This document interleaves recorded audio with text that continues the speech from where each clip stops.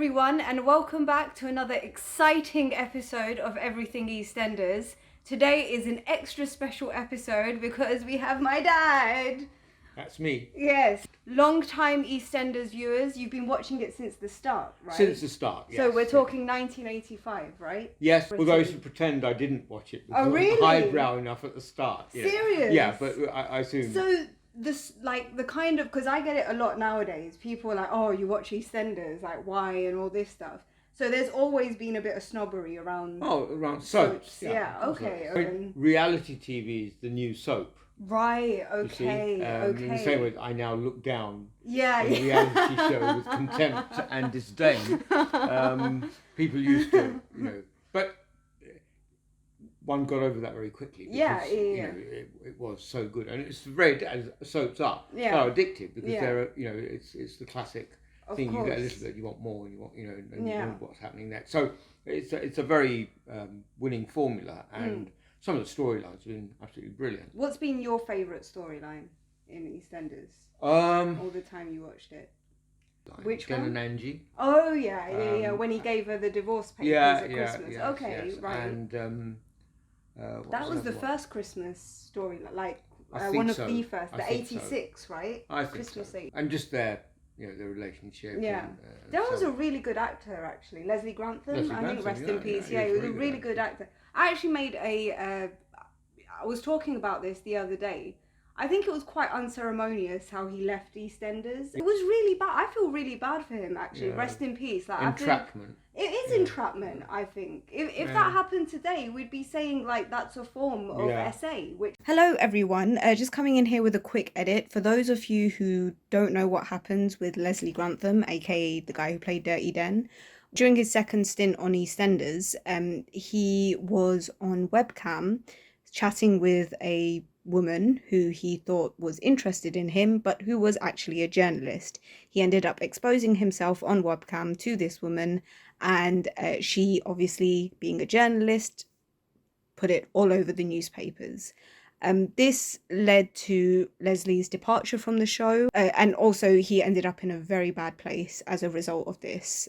So yeah, I feel it's important to talk about because people kind of brush it under the carpet and forget about it, but yeah, that was messed up. And actually, it's not so much the exciting bits you remember; it's the comforting day to day. Absolutely. In soaps, I think that's what we tend to find comforting. Absolutely. I mean, certainly for me, you know, you know what's going on because you identify that you know these characters and you want to know what's happening. I mean, I don't need to tell you that. I know. Yeah. That's why I feel anyway. So I agree. And the storylines, Christmas, you know, someone's going to get killed off. Yeah. Easter, usually someone's killed off. Whenever there's a wedding, it's going to end in disaster. Yeah. Whenever there's a secret, no one will go. And whenever a crime's been committed or a murder, no one ever goes to the police, right? But it eventually comes out. You know, so obviously you were watching it at a time where American soaps were also popular in the UK, like Dallas and stuff like that, right? But obviously Dallas hasn't had the same kind of longevity. No. Because Dallas can't, because what Coronation Street and EastEnders and Emmerdale and all of these, it's not why the Archers still continues to this day. Yeah. Because the kind of storylines you have in Dallas and Dynasty and so on can't be sustained for very long because you don't bring in the new characters. The success of the soap is really built around a few very flamboyant or very key characters. And once they go, or once they start losing their popularity, or the ratings go down, you cut the series. And there's only so many times you can kill JR, or so many times, you know, Bobby can reappear in the shower. It's really the same people who just carried on in things. The storyline was always about a plotting. So it's not really a soap, it was more of a mini series. They were kind of like how they show Joey and Days of Their Lives, very exaggerated storylines that were quite out there. They weren't they weren't steeped in social realism. No, that's right. It was more about absolutely, entertainment. Yeah, and that's I think that's the strength of certainly Coronation Street and EastEnders, is that link with day-to-day life that chimes or is in line with so many people's experiences. And I think, because most people in the country aren't living in mansions. No. So basically, the main thing we want to discuss, what I wanted to discuss in this video, was the Panissa family, and especially the character of Vinny Panissa. So the Panissas they're the first Sikh family on EastEnders, and I think, I could be wrong, someone please correct me in the comments if I'm wrong, but I'm pretty sure they're the first British Sikh family we've seen in a British soap. I think so, in a soap, yeah. I think so. I can't remember any in Coronation Street. And I can't see, and I think about it, I don't think I've seen any Sikh characters in any British television ever, really. Not like a whole family, maybe the odd character, but never a whole family. You've seen them in situations where they want to make it clear that this person is Indian. Yeah, basically. So they're Sikh. Turban. It's like that wonderful, was it Johnny Quest? Where Haji. Which is a completely wrong name for a Sikh. But he's not a Sikh, he's got a turban as a sign of India. Anyway, I think you're probably right. Yeah. I can't think of any others either. And it's interesting to compare, all the Asian families, because they all reflect the reality of where Asians are and so on. So you've got doctors and you've got, but sometimes it feels as if they are fulfilling fairly stereotypical roles, right? Example. Well, the first ones, the Jaffrys and the, yes, I mean, the kind of issues they showed with them were, things like the arranged marriage. And so on. I mean, they were realities, and they still are realities, and so on, and that rebellion. But, that's the case with every Asian family. There's a point where you don't actually, you want their Asianness or their Afro-Caribbeanness or whatever to be irrelevant. But, in the way that a woman should be able to play King Lear or Macbeth or whatever. A black man should be able to play James Bond, and it not be an issue about his Asian. I think sometimes in drama and so on, people try too hard to actually make an issue of their Asianness.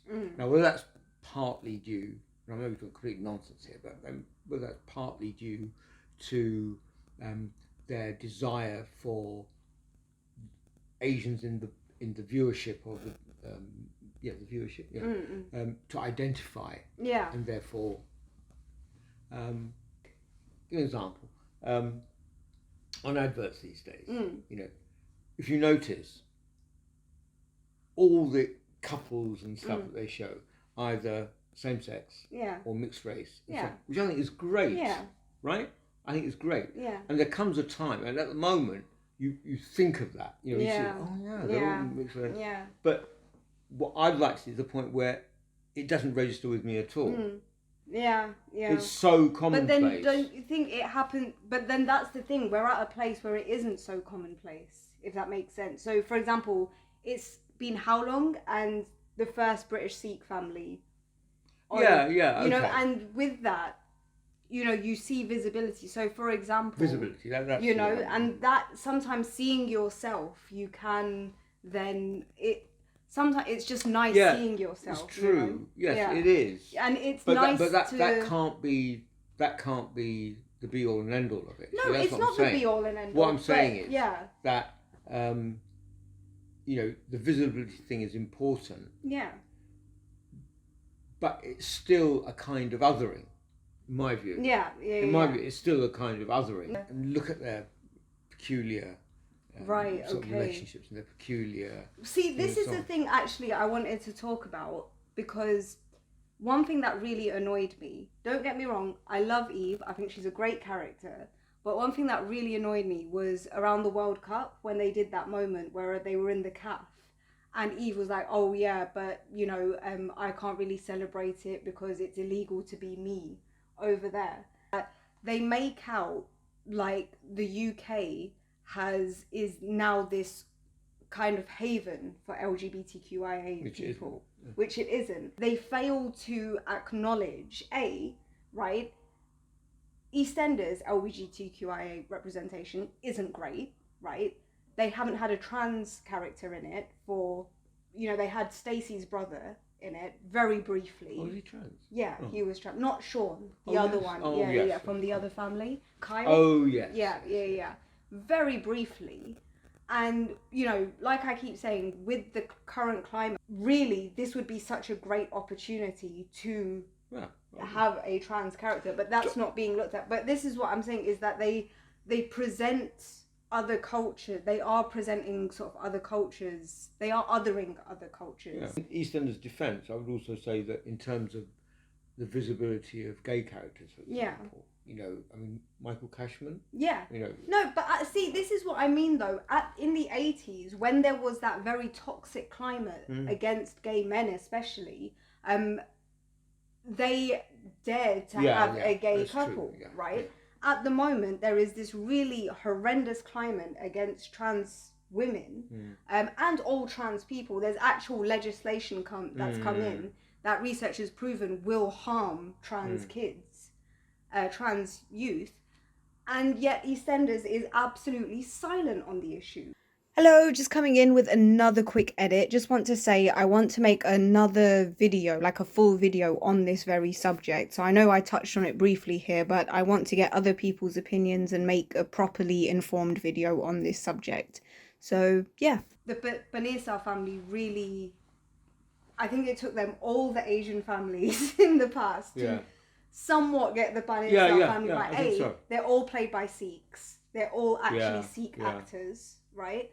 I thought it was really good that, you know, they have Kira who wears the... I don't know why they got rid of Kira. I thought Kira was a brilliant... Right? See, sometimes it's the actors themselves that want to go. And that may be the case, but he was a fabulous character. Actually, really good. And a complex character. Yes, absolutely. And, you know, very, very good character. What I like is that visually, when you immediately see him, you may think that he's the most traditional. And certainly, when he was first introduced to the show, he did seem like the strictest, you know, typical, like the father's not there, so now he's the patriarch of the family.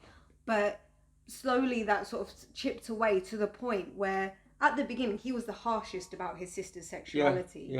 And then he was so kind to his mum, you know, when he found out about her and Eve. He was so kind, so accepting. In fact, he went to prison so she could live her life with Eve, you know. I think it's very interesting you have that, and then the juxtaposition with Vinny, who is so untraditional that he doesn't even use his full name. He's uses an abbreviation, Vinny, and then is like, no, and then saying to his mom, no, you have to. And he's the one you'd expect would be the most understanding. I think that's really, but I mean, and that is odd, isn't it? Where he's so good with his sister. Yeah. But I think that's then the other part of his character. Yeah. Overpowering. Yeah. That side of it, because, you know, for him, the family, you know, this family thing that they've been brought up, the family is really important. Like, his parents must stay together. Yeah. You know, they must have so there's that very traditional. And it's not just an Asian thing, you know. And I think he wouldn't feel it as much if there weren't so many other pressures on him. So, you know, how he's acting, I don't think he's necessarily a bad kid. Do you know? Because he's very young. He's early 20s. Well, he's basically what we you know, I think a technical term for it is a tosser. Yeah. You know, I just want to say, you know, every time I see Brian Cox, I'll slap him. Right? For this completely irrational, and that whenever I hear or see Brian Cox, and I don't feel like with Jamal Khalili or any of the other, it's just this man. And it's the same with Vinny, but it's Vinny because he's so whinging. You know, that means he's a great actor because the character is such a pathetic loser in. This is the thing. I think in capital letters. In another, I think if this weren't happening, Vinny would be, for want of a better word, you know, he is the prime example of young Asian boys who are vulnerable to becoming curry cells, right? Incels. Oh right, yes, right. So for those who don't know, there are like ethnicized terms for different groups who are incels. And for South Asians, of course, it's curry cell. And and there is a rising problem of it in India. Oh, I'm sure. Yeah. And it always has been. Yeah, absolutely. Even before the internet. No, and I think this does beg. I think Vinny's character is someone that we need to talk in terms of the manosphere, you know, and why in all the measures of manhood and success, and that Vinny's ever been given, he's always fallen short. Exactly. Right. Exactly. So his father doesn't think much of him. No. His mother really doesn't think much of him. She loves him, but she doesn't really rate him. His brother didn't. No. And I suppose the only brother did was his brother that died. Yeah. You know? Jags. And you know, he's a nice bloke, but a lot of his actions are affected by that sense of inadequacy. Absolutely. You know, and so he's a failure at everything. Yeah. Really, he tries hard, but he's a failure at everything, and I think that's a really well drawn character. The fact that I think he's a tosser is, and so does everyone else, I would imagine. And the fact that I think, you know, the fact that he's discovered about Suki and Eve, I think that has given him some sense of power as well over his mum. Do you know what I mean? Yes, you know, yes. That he's able, but I don't think he's particularly enjoying that power. No, you know, because ultimately he's not like that. No. You know, and he's not like his dad. Nish is awful. He is just the most vile. He is. Awful. I think he's probably the vilest character. Right? Or certainly the vilest Asian character I've seen. Sorry. Yeah, no, go on. No, I was just going to say, I think Nish coming in, because Suki was always a great character, but Nish coming in added such another wonderful layer to Suki. As well, because we finally saw why she was so hard-faced, you know, because she does it so well, you know, being so strong-faced, and then those moments of vulnerability. She's a great actress. She's really great actress. Unlike Ash, sorry. Ash was not the best actress, but you really need a reality check in the way that Ash both behaved and worked. Yeah, I know. I mean, so the Pan of Stars, I think, you know, I think are a really good set of characters. Yeah. The best one, unfortunately, is not there anymore. Yeah. I think Nish is actually a very good character. He is. Because, you know, he's a symbol of sort of, you know, he's a villainous symbol of everything that's negative about his background and so on. But with the fact that, irrespective of that, I think he would have been like that if he'd been born in the East End as a couple. Absolutely, you know. Well, they show that because they show right at the beginning that Nish was actually very accepting of Ash's sexuality. He's shown to be, he doesn't, like, Kirat had a go at him for not wearing his bug. So he's not, they're showing on one side that he's not, so like you said, it's nothing to do with his culture, he's just a nasty person. Yeah, absolutely. And he uses his culture, transcends his, you know, absolutely. And his culture accentuates certain parts of it. Exactly. And not others. And that's why I feel like what Vinny is feeling right now, you know, that sense of, you know, I'm not good at anything and stuff, has been 10 times amplified by the arrival of Nish, because Nish epitomizes all those expectations that of men, you know, the patriarchal expectations, and him coming in has added that pressure to Vinny. And I think if it weren't for Nish being in the picture, Vinny wouldn't have been so harsh with, he wouldn't be so harsh with about Suki and Eve, in my opinion. I think even though I don't think Vinny particularly likes Nish very much, he's not as close with him.